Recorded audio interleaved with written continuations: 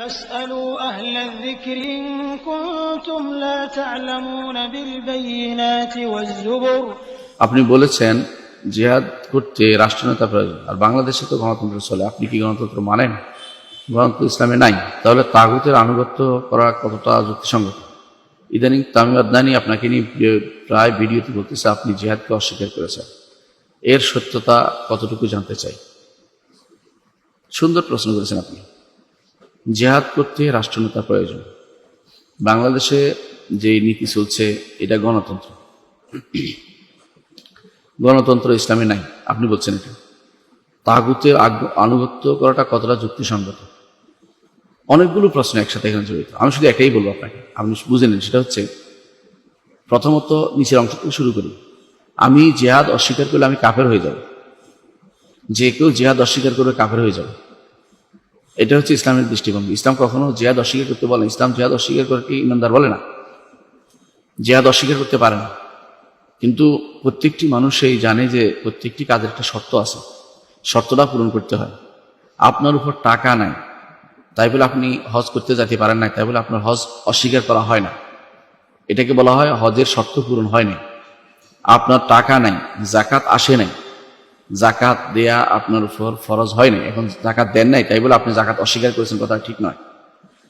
আপনার টাকা নাই বলে টাকা জোগাড় করে, আপনার টাকা বাধ্য আপনি জোগাড় করবেন যাতে করে আপনি জাকাত দিতে পারেন, টাকা জোগাড় করবেন যাতে করে আপনি হজ দিতে পারেন, আল্লাহ এটা আপনার ফরজ করে দেননি। লা ইউকাল্লিফুল্লাহু নাফসান ইল্লা উসআহা, আল্লাহ কাউকে তার সাধ্যের বাইরে কষ্ট দেন না। আপনি বুঝতে চেষ্টা করুন জিনিসটা। যেখানে ইসলামের মূল স্তম্ভ হচ্ছে জাকাত, মূল স্তম্ভ হচ্ছে হজ, সেখানে আপনার উপর সেটার শর্ত পূরণ না হলে আপনার উপর সেটা ফরজ হচ্ছে না, ফরজ হচ্ছে না, সেটার ফরজিয়ত আপনার থেকে পড়ে যাচ্ছে। অনুরূপভাবে সওমও দেখেন, রমজান মাস না আসার আগে যদি আপনি মরে যান তাহলে আপনার উপর সওম ফরজ হচ্ছে না। অনুরূপভাবে সলাতের রক্ত দেখেন, আপনি জোহর পড়েছেন, আসরের আগে আগে মরে গেছেন, আপনার আসরের সলাত ফরজ হচ্ছে না। তাহলে আপনাকে বুঝতে হবে যে আল্লাহ তাআলা প্রত্যেকটি জিনিসকে শর্তের উপর জুড়ে দিয়েছেন। যেই শর্ত না হলে ইজা ফাতা শারতু ফাতাল মাশরুত, যদি শর্ত না হয় মাশরুতটাও নেই। আপনার যেটা আল্লাহ তাআলা ফরজ করে দেননি এটা আপনার উপর বাধ্যতামূলক না। এটা আপনি এটা করা আপনি নিজের উপর জোর করে এটা নিয়ে আনবেন না। মনে রাখবেন জিহাদের স্তর রয়েছে, জিহাদের স্তর রয়েছে। জিহাদের স্তরগুলি জানার জন্য ইমাম ইবনে কাইয়িম রাহমাতুল্লাহ আলাইহি জাদুল মাআদ পড়ুন আপনি। আশা করি আপনি আরবি পড়তে জানেন, যেহেতু প্রশ্নটা আপনার অনেক গভীর প্রশ্ন। তো আপনি জাদুল মাআদের প্রথম খণ্ড, তৃতীয় খণ্ডের শুরুতে পড়ুন, যেখানে কিতাবুল জিহাদের আলোচনা আসছে। সেখানে আপনি দেখতে পাবেন ইবনে কাইয়িম রাহমাতুল্লাহ আলাইহি, তিনি আমাদের মতো এরকম আপনারা যেভাবে আমাদেরকে বদনামি করেন দরবারি আলেম বলে, এরকম লোক ছিলেন না। আপনি তার বইটা পড়ুন, আমাদের কথা না শুনলে সেটা পড়ুন, পড়ে দেখুন। জেহাদ হয় নিজের নফসের বিরুদ্ধে, জেহাদ হয় সেটা প্রত্যেকের উপর ফরজ আইন, কারো ছাড়া যাবে না। এর জেহাদের প্রথম স্তর হচ্ছে ইলম অর্জন করা, তারপর আমল করা, তারপর দাওয়াত দেওয়া, তারপর সবর করা। এই চারটি কেউ বাদ দিতে পারেন, প্রত্যেকেই করতে হবে তার সামর্থ্য অনুযায়ী। প্রথম দুইটা করতেই হবে, ইলম আমল লাগবেই প্রত্যেকের।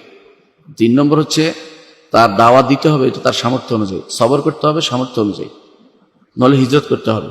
দুটির একটা, এই 4টা লাগবেই মানুষের।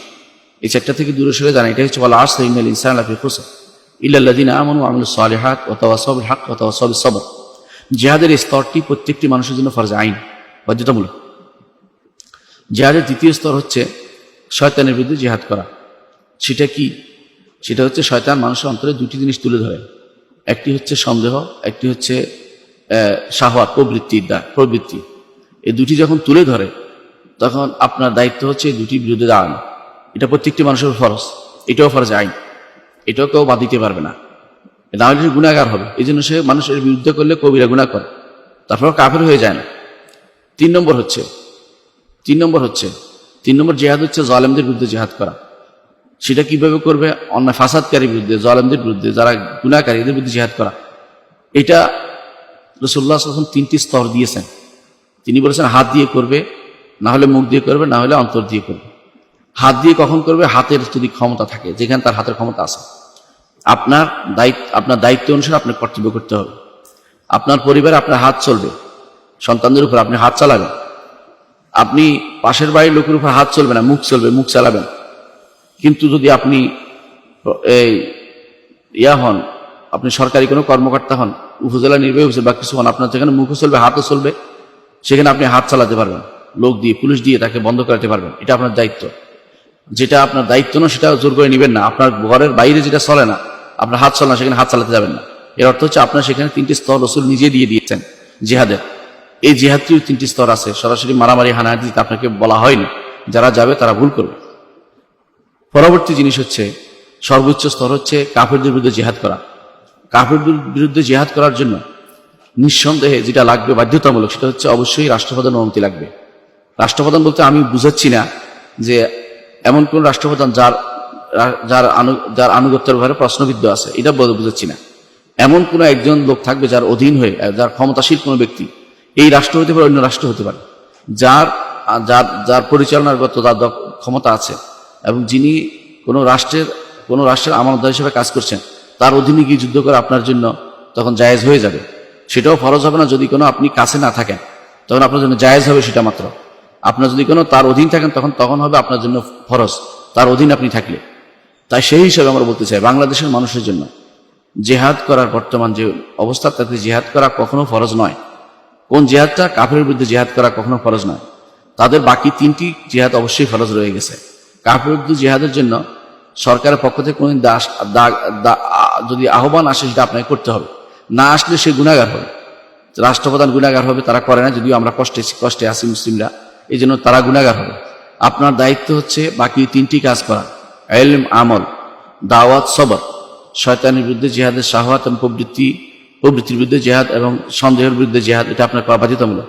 এবং আপনার আরো 3টি, যে হাত দিয়ে, মুখ দিয়ে অথবা অন্তর দিয়ে জালেম বা ফাসাদকারী, ফিতনা ফাসাদকারী, এদের বিরুদ্ধে কাজ করা, এটা আপনার জন্য ফরজ। এগুলি অবশ্যই করতে হবে, এগুলি কোনোদিন কেউ অস্বীকার করে না।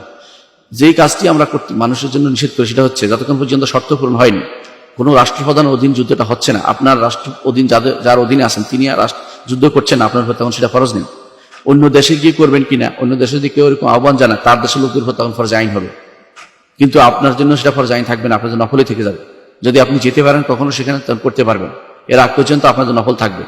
কিন্তু আমরা বলি না, এই দেশে যারা বসবাস করছে বাংলাদেশে, তারা একটা ছোট্ট রাষ্ট্র, তার নিজস্ব কোনো ক্ষমতা নেই, বাইরের রাষ্ট্রের উপর বেশিরভাগ সময় তার পররাষ্ট্রনীতি নির্ভরশীল হয়ে পড়ে। এখানে আপনার আমার মতো এরকম পাগলামি করে কেউ যেন পাগলামির ঘোড়া না দাবড়াই, বরং ভালো করে দেখি যে আমার পায়ের নিচে মাটি কতটুকু, আমি কোনটা করতে পারবো, আমি যেটা করতে পারবো সেটা করি। মনে রাখবেন, কখনো কখনো জিহাদ ফরজ আইন হওয়ার পরেও ইমানদাররা যদি কোনো জিহাদ না করে, তখন তার গুনাহ হয় না, কারণ তাদের অবস্থা থাকে কি জন্য? ইল্লা মুতাহারিফান লিকিতাল আও মুতাহাইজিজান ইলা ফিয়াতিন আও মুতাহারিফান লিকিতাল। কোনো একটা সময়ের জন্য অপেক্ষা করে তারা, যে শক্তি সামর্থ্য অর্জন করে তারপর করবে। সেই শক্তি সামর্থ্য অর্জন করতে হলে এদেশের মানুষকে দিন সম্পর্কে আগে জানাতে হবে, দিন ইসলাম সম্পর্কে তারা জানান, তাদেরকে আপনি কি জিহাদ করবেন। সুতরাং আপনাকে বলছি, আপনি অমুক তমুকের ভিডিও নিয়ে যারা বলে থাকে আমরা জিহাদকে অস্বীকার করছি, এটা মিথ্যা কথা বলছে। আমরা জিহাদকে অস্বীকার করি না। জিহাদের স্তরগুলো, সর্বোচ্চ স্তর যেটা কাফেরের বিরুদ্ধে জিহাদ, এটার জন্য আমরা কোরআন এবং সুন্নাহ যে শর্ত দেখেছি, এবং রাসূলুল্লাহ সাল্লাল্লাহু আলাইহি ওয়াসাল্লাম জীবনকে শর্ত দেখেছি, আমাদের সাল্লাল্লাহু আলাইহি ওয়াসাল্লাম যে শর্ত দিয়েছেন, উম্মতের মধ্যে শর্ত একেবারে সবাই নিকটে স্বীকৃত, সেই শর্তটিকে অস্বীকার করা যাবে না। সেটা হচ্ছে অবশ্যই কোনো এমন ক্ষমতাধর ব্যক্তির অধীন হতে হবে জিহাদটা, যিনি জিহাদটা করতে পারবেন, তার অধীন হয়ে জিহাদটা করতে হবে। কতক্ষণ মানুষ একত্রিত হয়ে কিছু মোল্লা মুন্সিদের সাথে নিয়ে, কিছু যুবকদের সাথে নিয়ে মারামারি হানাহানি করা, কোন দেশে যাইয়ে চোরাগুপ্তে হামলা করা, এটা জিহাদের অন্তর্ভুক্ত জিনিস নয়। এটা হচ্ছে সন্ত্রাসী কাজ। এটার কারণে উম্মতে মুসলিমের বিপদ চলে আসে, এবং সেই বিপদগুলো কখনো আর সামলানোর কোনো সুযোগ থাকে না। এই জন্য আপনি যেটা বলেছেন সেটা আপনি বুঝে নেন। আমরা জিহাদ অস্বীকারী, কখনো জিহাদ অস্বীকারী ইমান থাকে না। আমরা বলেছি সর্বোচ্চ পর্যায়ে যে কাফেরদের বিরুদ্ধে জিহাদটা, সেটার জন্য যে শর্ত আছে, শর্তটা অবশ্যই এটা একেবারে সর্বস্বীকৃত, ইজমা উম্মতের এজমা, এখানে যে সেখানে রাষ্ট্রপ্রধান লাগবে বা এমন কোনো শক্তিধর ব্যক্তি লাগবে যার অধীনে জিহাদ করা যায়, সেরকম ব্যক্তি হতে হবে, এবং জিহাদ করা যায় না। অন্ধকার কোনো প্রকোষ্ঠে বসে আছে অথবা কোনো জায়গায় লুকিয়ে আছে, বড় বড় বাগাড়ম্বর করে কথা ছাড়ছে, অথবা কোনো টোরাবোরা পাহাড়ের অধীন কোথাও লুকিয়ে আছে, কোনো গর্তের নিচে, গর্তের ভিতরে, সেখান থেকে আহ্বান জানাবে, তার কোনো জায়গা নেই। রাষ্ট্র বলতে যেটা বোঝায়, তার অধীন কোনো জনগণ নেই, তার অধীন কোনো স্থান নেই, তার কোনো অস্ত্র সম্ভার নেই, তার কোনো চলার অবস্থা নেই। এই অবস্থায় যারা আপনাকে জিহাদের আহ্বান জানাচ্ছে, তারা আপনাকে সন্ত্রাসী কর্মকাণ্ডের আহ্বান জানাচ্ছে। এ থেকে আমাদের সাবধান থাকতে হবে। এই জন্য আপনি যদি কোনো, আমরা আবারও বলছি স্পষ্ট করে, আপনি বাংলাদেশের পরিস্থিতিতে যে অবস্থায় আছে, অবস্থায় আপনার জন্য কাফেরের বিরুদ্ধে জিহাদ করাটা ফরজে আইন নাই, এটা ফরজে কিফায়াও নাই, এটা আপনার জন্য কোনো বাধ্যবাধকতায় পড়ে না। আরেকটি কারণও আপনার জন্য জিহাদটা বাধ্যতামূলক না, সেটা হচ্ছে এই জিহাদটা, অর্থাৎ কাফেরদের বিরুদ্ধে জিহাদটা বাধ্যতামূলক না, সেটা হচ্ছে আপনি জানেন যে জিহাদের জন্য পরিপূর্ণ নিয়মতান্ত্রিক পদ্ধতিতে জিহাদের কাজ, অস্ত্র চালনা, প্রশিক্ষণ, এগুলি জানতে হয়। এগুলি সেনাবাহিনীর কাজ, এগুলি ব্যক্তি যুদ্ধ হয় না। ব্যক্তিগত যুদ্ধ সবচেয়ে ক্ষতিগ্রস্ত, যে কোনো যুদ্ধ হলে ক্ষতিগ্রস্ত হয় সাধারণ মানুষগুলো, সিভিলিয়ানরা সবচেয়ে বেশি ক্ষতিগ্রস্ত হয়। সিভিলিয়ানদের জায়গা থাকে না, মেয়েদের অবস্থা খারাপ হয়, যুবকদের অবস্থা খারাপ হয়, ছেলেদের অবস্থা খারাপ হয়। কিন্তু আপনি মাঝারি বয়সে যারা আছে তারা হয়তো কিছুক্ষণ অস্ত্র নিয়ে টানাটানি করলো, তারা হয়তো লাঠি সোটা নিয়ে দৌড়ালো, কিন্তু কিছুক্ষণ পরে তারাও মারা পড়ে। এই যুদ্ধ সমতা যুদ্ধ ওই সময় হবে যখন সেনাবাহিনী যুদ্ধ হবে। আমাদের দেশের যদি কোনো সরকার যদি কোনো যুদ্ধ করে, অবশ্যই সেনাবাহিনীকে সেই প্রক্রিয়া নিয়ে যেতে হবে, সেই যুদ্ধের যোগ্যতায় নিয়ে যেতে হবে। আপনি আমি এত অযোগ্য যে আমাদের পাশে মায়ানমারে মারামারি হয়েছে, আমরা কিছুই করতে পারিনি, আর আপনি যুদ্ধের জন্য কোথায় হুঙ্কার ছাড়ছেন? কি জন্য হুঙ্কার ছাড়ছেন? আপনি কিছুই করতে পারবেন না। ভারতে কোথায় কি হলো, কোথায় কাশ্মীর চলে গেল, কোথায় বাবরি মসজিদ চলে গেল, জিহাদের হুঙ্কার, আপনার হুঙ্কারে থেকে যাবে, কিছুই করতে পারবেন না। আমি তো এই কদিন কিছুই বলিনি। আমি একবার বলেছিলাম যে কাশ্মীরে যে জিহাদ যে আমাদের জন্য ফরজ না, এটাতে আপনার বাড়াবাড়ি করেছেন। এত মধ্যে তো অনেক কিছু ঘটে গেছে, এখন তো কে আপনাদের বাধা দিয়েছে? আপনি জাননি কেন? আপনাদের যেতে বাধা দিল কে? তাহলে আপনার বোঝা গেল যে আপনারা ভাগ আড়ম্বর করছেন, যুবকদেরকে বিভ্রান্ত করছেন, এবং কিছু মানুষকে নষ্ট করার জন্য, তাদেরকে রাষ্ট্রের বিরুদ্ধে, শান্তি শৃঙ্খলার বিরুদ্ধে খেপিয়ে তোলার জন্য আপনারা ষড়যন্ত্র করছেন। এদেশের মাটিতে শান্তিতে বসবাস করার জন্য এই যুবকদের, বৃদ্ধদের, সন্তানদের বা এতিমদের বা যারা মেয়েদের, মহিলাদের বা ছোট বাচ্চাদের, তাদের উপর আপনি সামান্য কোনো ভয় বা আশঙ্কা আপনার মনে জাগছে না। অথচ আপনি জানেন যে এরকম যুদ্ধ কোনোদিন ভালো কিছু নিয়ে আসে না। যুদ্ধ সবসময়, এরকম অসম যুদ্ধ সবসময় খারাপ কিছুই নিয়ে আসে। আপনি এরকম কোথাও যে একটা আক্রমণ করলে আর ওরা এসে পুরো গ্রাম জ্বালিয়ে দিল, কি লাভ হলো সেটাতে? কিছু মানুষ তা করে ক্ষতিগ্রস্ত হয়েছে। বর্তমানে অনেক জায়গাতে সেটা হচ্ছে, যারা নিজেরা না বুঝে হঠাৎ করে একজনকে মেরেছে, আর এরপরে পুরো এলাকা জ্বালিয়ে দিয়েছে, ঘর বাড়ি জ্বালিয়ে দিয়েছে, মেয়েদের ধরে নিয়ে গিয়েছে। লাভ হয়েছে কার? ইসলাম এটা বলে না। ইসলামের অসম অবস্থা থাকলে সেখানে শক্তি সঞ্চয়ের জন্য সেখানে সেই যুদ্ধ থেকে বিরত থেকে সবর এখতিয়ার করবে অথবা হিজরত করবে। কিন্তু তারা সেখানে সবর এখতিয়ার করা উচিত। সেখানে আপনি হঠাৎ করে তাদের হাতে অস্ত্র তুলে দিলেন মারামারি হানাহানি করতে, অথবা তাদেরকে পাগলামি করার জন্য তার অন্তরের ভিতরে জাগ্রত করে দিলেন যে কাউকে একজনকে মেরে ফেলতে হবে। এটা একজনকে মেরে ফেলা তো জয় নয়। যে যুদ্ধ হতে হবে, যে যুদ্ধে এমন যুদ্ধ হতে হবে জয়লাভ করা যায়। যখন আপনি দেখতে পান জয় করা যায় না, তখন আপনার জন্য সোহে আছে, মীমাংসার বিষয় আছে। আপনার জন্য তখন ইন্টারন্যাশনাল সমস্ত ট্রিটি আছে, চুক্তি আছে, সেগুলি দিয়ে আপনি কাজে লাগাতে পারেন। কিন্তু এটা না করে আমরা যদি হানাহানি মারামারিতে যুবকদেরকে উদ্বুদ্ধ করি, এটা হবে আত্মঘাতী এবং ক্ষতিকর কাজ। এটা যেন কোনো মানুষ না করে। বুঝতে পারছেন আশা করি বিষয়টি? আল্লাহ আমাদেরকে বোঝার তৌফিক দান করুন।